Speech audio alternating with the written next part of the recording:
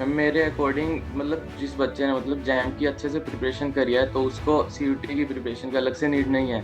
But जो बच्चे मतलब लेट हो चुके हैं, जिस तरह अक्टूबर नवंबर में कुछ बच्चे ज्वाइन करते हैं, तो उनको मेरे अकॉर्डिंग उनको रिक्वायरमेंट रहेगी अलग से तैयारी करने के लिए। हम यूं भी नहीं कह सकते बिल्कुल ईजियर साइड में और यूं भी नहीं कह सकते बिल्कुल हार्ड साइड में, बट बैलेंस पेपर आता है और चीज़ों को अच्छे से समझ के करना होता है। मैम सीयूटी के लिए मतलब बेसिकली जो जैम की कर रहा है उसके सीयूटी हो ही जाएगा, बट जो कुछ बच्चे होते हैं जो स्पेशल सीयूटी के लिए फोकस करते हैं, मैं तो उनको ये भी बोलूँगा कि आप जैम की भी स्टार्ट कर दो, क्योंकि आपके पास एक और अपॉर्चुनिटी मिल जाएगी। बट कुछ बच्चे होते हैं सीयूटी ही करते हैं क्योंकि खुद को अंडररेटेड सोचते हैं। So hi everyone, a very good evening. Welcome back to the channel of IT Jam and CSNet.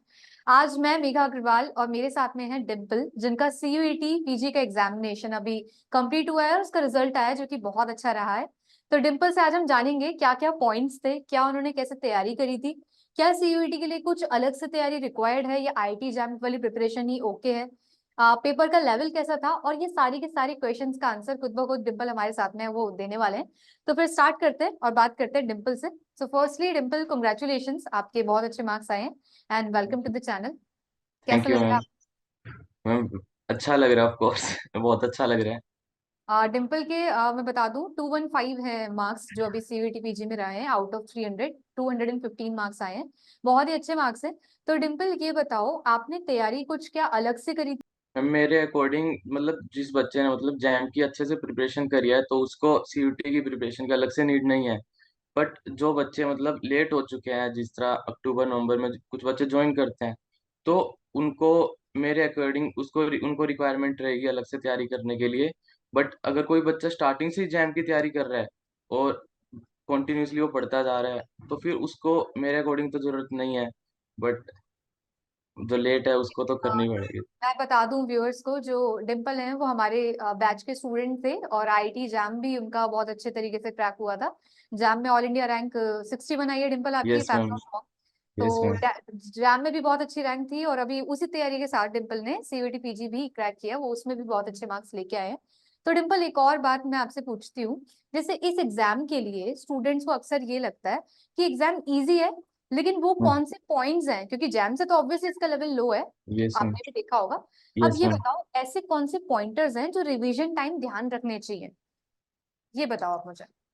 Ma'am revision सबसे पहले तो यही पॉइंट रहेगा कि अपना सिलेबस अच्छे से पढ़ लें, क्योंकि अगर सिलेबस आपका कंप्लीट नहीं है फिर आपको प्रॉब्लम होगी। फिर आप और लास्ट में लेट हो जाओगे, फिर ये सोचोगे कि मतलब हम रिवीजन करें या फिर सिलेबस कंप्लीट करें। सबसे पहले तो मैं कहूँगा कि अपना सिलेबस पहले कंप्लीट करें फिर रिवीजन पे जाएं। और फिर रिवीजन कर रहे हैं तो रिवीजन को पार्ट्स में डिवाइड कर लें कि वेरी गुड। मीन्स कि मैं इस मंथ इस वीक ये वाला अपना प्रॉपर प्लान के साथ कि मैं ये वाला इस वीक इसी मंथ में ये चीज कंप्लीट अपनी तरफ से कर दूंगा। और साथ के साथ पीडब्ल्यू के लेक्चर्स देखते रहे जो चलते हैं, तो अच्छा। उनसे तो बहुत हेल्प मिलेगी ऑफ कोर्स।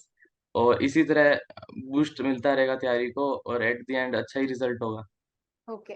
जैसे रिवीजन टाइम भी हम लोगों ने, जैसे हमारी सीरीज भी चली थी सीयूटी पीजी पे, तो उसमें भी मैंने स्टूडेंट्स को एक बात बोली थी कि इस एग्जाम की डिमांड ऐसी नहीं है कि आपको बहुत ज्यादा न्यूमेरिकल पे फोकस करना हो या बहुत ज्यादा यस मैम। बहुत कॉम्प्लेक्स कुछ आ रहा हो। इसमें बल्क रिवीजन भी आप करोगे तो बहुत ज्यादा हेल्पफुल होगा। Bulk yes revision ma'am. जैसे हम समझते हैं कि आप थ्रू आउट द चैप्टर एक बार गो थ्रू कर जाओ, क्योंकि जैम से सीयूईटी में थोड़ा सा डिफरेंस रहता है, थोड़ा टाइम गैप आ जाता है। तो ऐसा यस ना हो मैम। कि आप भूल जाओ। तो कुछ रिवीजन, बल्क रिवीजन करना बेहद इंपॉर्टेंट है। Yes ma'am. Bulk revision ma'am जरूरी है। और मैम मेरे अकॉर्डिंग कि रिवीजन मतलब कि सिलेबस खत्म होने के बाद रिवीजन कर लेना चाहिए। और जिस तरह हम टेस्ट सीरीज ज्वाइन करते हैं, बट सीयूटी के लिए ऐसा टेस्ट सीरीज की जरूरत नहीं है। बट अगर कोई टेस्ट सीरीज वगैरह ज्वाइन करे तो उसके लिए एडवांटेज है।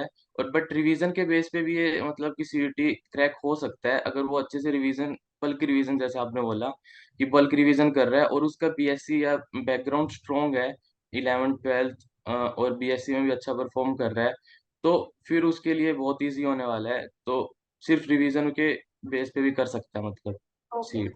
तो इस एग्जाम की क्या रिक्वायरमेंट कुछ स्पेसिफिक है कि ऑर्गेनिक अच्छी होनी चाहिए या फिजिकल आपकी बहुत अच्छी होनी चाहिए या फिर तीनों ही सब्जेक्ट इक्वली रिक्वायर्ड है? मैम मेरे अकॉर्डिंग तो तीनों सब्जेक्ट इक्वली रिक्वायर्ड है क्योंकि बैलेंस्ड पेपर आता है ऑफ कोर्स। बैलेंस। और यस मैम बैलेंस पेपर आता है। हम यूं भी नहीं कह सकते बिल्कुल इजियर साइड में और यूं भी नहीं कह सकते बिल्कुल हार्ड साइड में, बट बैलेंस पेपर आता है। और चीजों को अच्छे से समझ के करना होता है।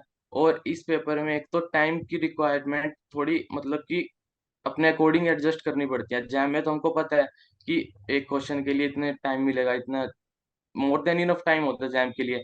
बट सीयूटी के लिए हमें थोड़ा क्विक रहना पड़ता है और हमें टू द पॉइंट रहना पड़ता है, ज्यादा सोचने की जरूरत नहीं होती और ना ही टाइम मिलता उधर। तो ज्यादा हमें। टाइम आप इसमें क्वेश्चन पे इन्वेस्ट कर नहीं सकते, क्योंकि जैसे इस यस बार मैम। पेपर चेंज हुआ था।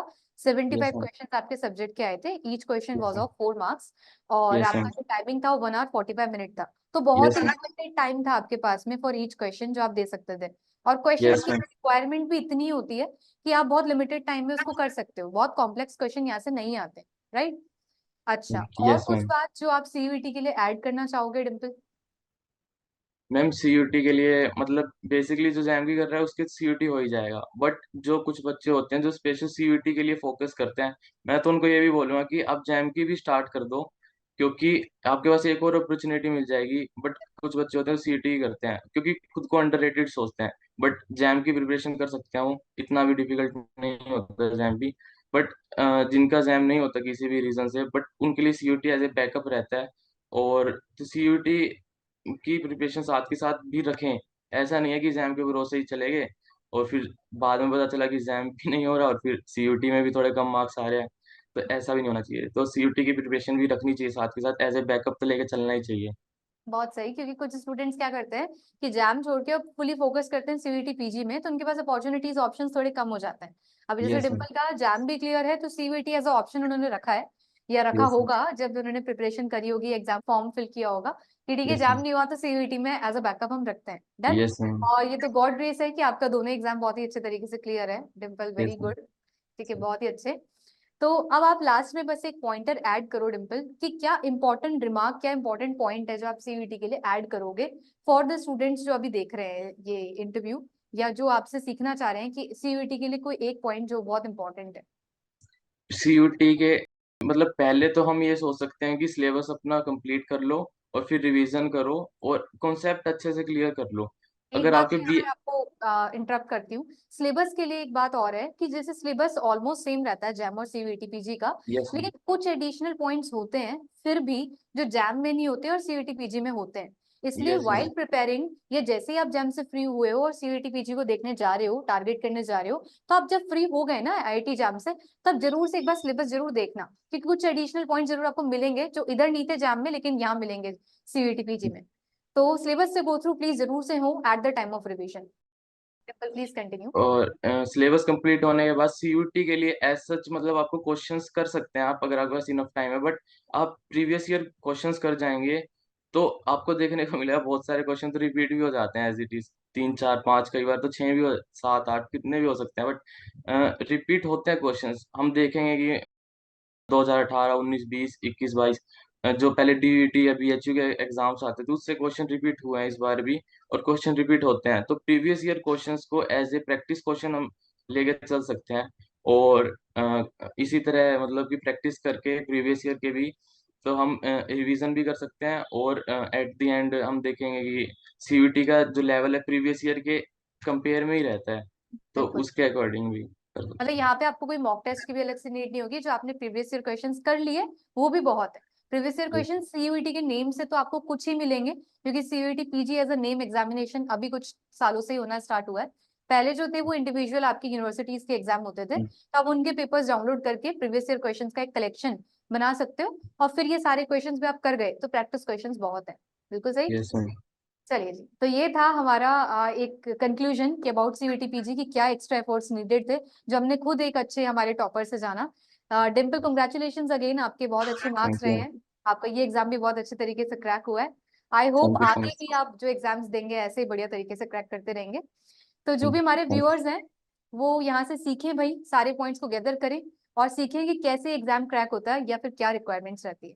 तो thank you you. So much for your time. Have a nice thank day. You. Thank you thank Dimple. You.